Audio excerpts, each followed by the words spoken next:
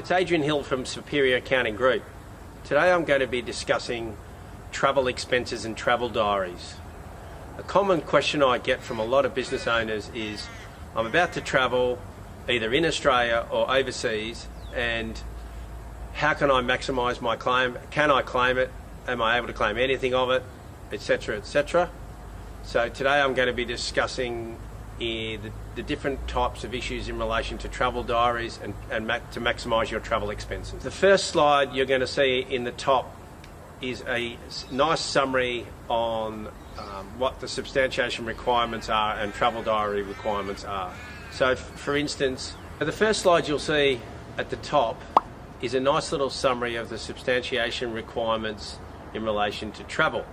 So if you travel for less than 6 nights in a row, either overseas or in Australia, you do need to keep written evidence like tax invoices, but no, you're not required to keep a travel diary.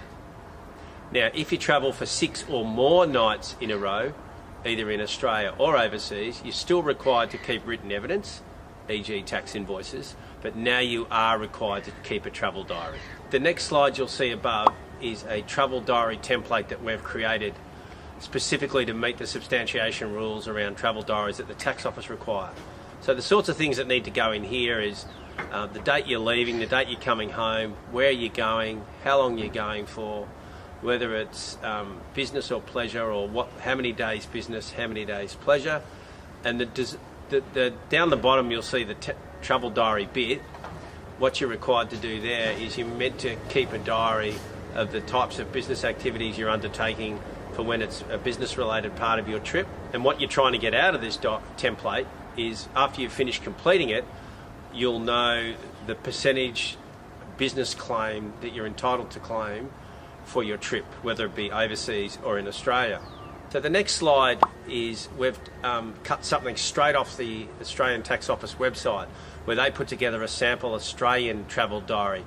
So please glance through that at your leisure to get a bit better of an idea about what sorts of things that they think need to be in an Australian diary. So the next slide we've got is again taken straight off the Australian Tax Office website, where is a example overseas travel diary and the sorts of things they expect to be in there. So please feel free to peruse that at your leisure to get an idea about what's expected in an overseas travel diary. One final thing I wanted to say in relation to travel expenses.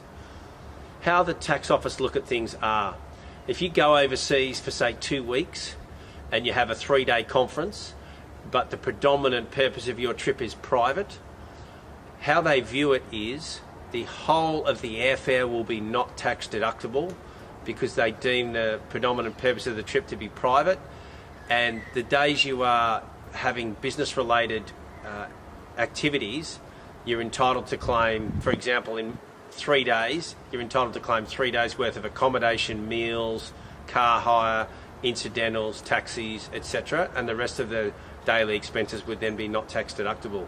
If you have any additional questions in relation to travel expenses or travel diaries, please feel free to contact us, and we will spend some one-on-one time with you on how to complete your travel diary most effectively.